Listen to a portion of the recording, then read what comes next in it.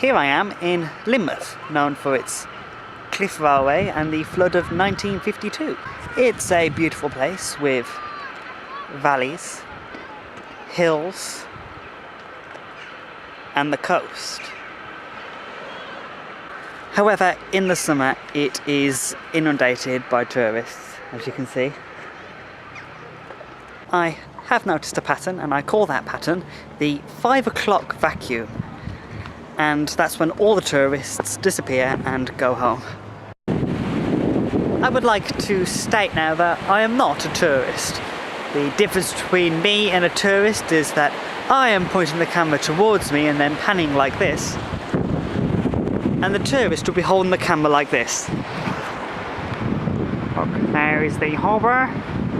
And oh look, a funicular railway. Isn't that interesting? I have actually managed to find a quiet spot on this part of the harbour,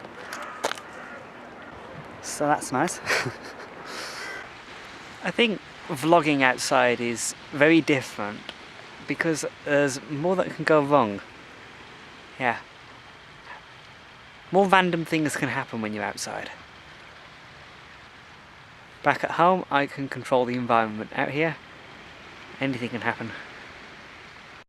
I said anything can go wrong, and then I remembered that the rock behind me is actually called Point Perilous.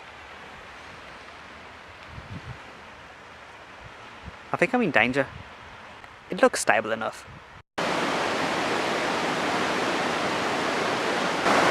I'm now going to take you on one of my favourite walks up towards Watersmeet. It's a valley which I haven't yet done in this film, so it should be interesting. And it's a beautiful valley. There should be at least one David Attenborough impression. Now, we have had a lot of rain in the past few days, so the waters of the river are quite, well,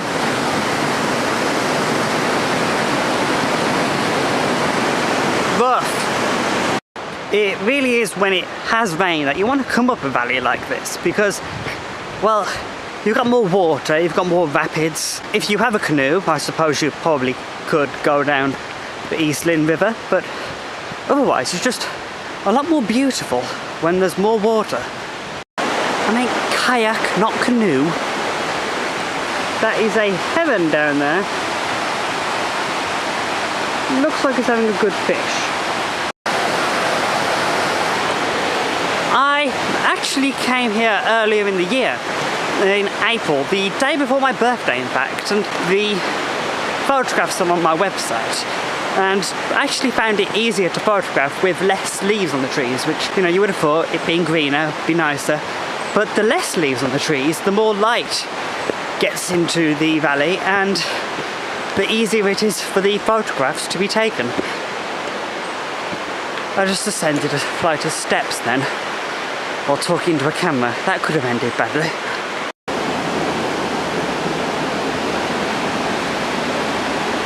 Right now, you can see what has happened here. Well, ostensibly, a tree has fallen on this bridge, and you can't walk across it anymore, evidently. It's a shame that. But the good news is, there is planning permission to build another bridge. Oh, look at the water.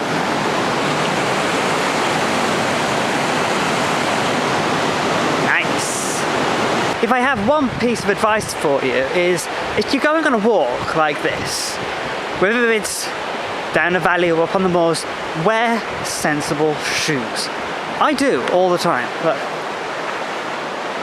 See? Walking boots. Right? Sometimes you see people that just don't do it and you're like, what? How could they be walking in those? It's ridiculous. Actually, you can see here that the river is in fact in flood. See? That there was probably dry land a few days ago, so a lot of rain, which is typical for a British vacation / holiday. Here on this bridge, the sheer power of the water is evident as it forces its way down the valley.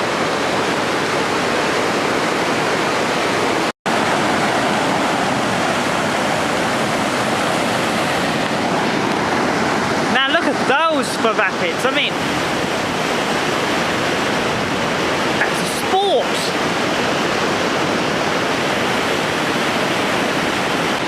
The waters do actually get more impressive than that. And, well, in fact, I have made it to Watersmeet. See the tea room over there?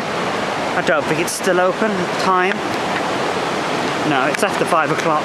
Everything closes after 5 o'clock in this part of the world. I'm not sure why, it just does. See? I told you the water got more impressive. And this is Watersmeet, which, well, it's nice, isn't it? Not exactly peaceful with the sound of the river, but I suppose you'd get used to that. There is actually another waterfall just up these steps here, which I hope to show you if the trees aren't smothering it. Got a good photograph of it in April. Let's see if I can do the same in July.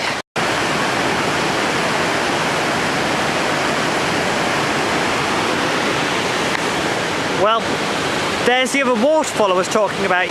A little smothered by the foliage, but the sheer amount of water coming down the valley is impressive.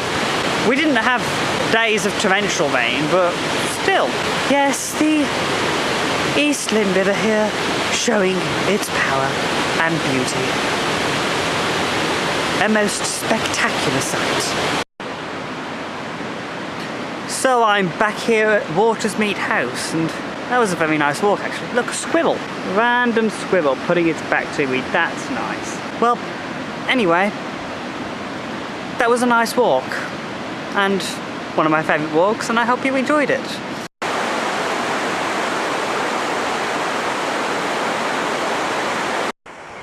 Well, it looks like it's worked. There are significantly fewer people than there were a couple of hours ago. Now we've got the place to ourselves, I can show you a little bit around the place. So now onto the harbour, and that's where I was a second ago. I move fast. Behind me is the Rhenish Tower. I've seen waves as big as that crash on it. It's a shame that the tide is out, but I think that means there is my next destination. The seagulls flying overhead. I hate it when they do that. I always feel they're going to crap on me. Ah, I think this is the perilous part. An uneven surface with green slime and seaweed, slightly wet, with small marble-like snails ready to roll you over onto your ass. This should be fun. Well, I got to the end okay, and now I can show you a view of the village. I'm walking down Lynmouth Street and it's quiet because all the shops are closed. They mostly sell touristy stuff, like fudge. There are some nice artists' galleries, like this one. And what the hell?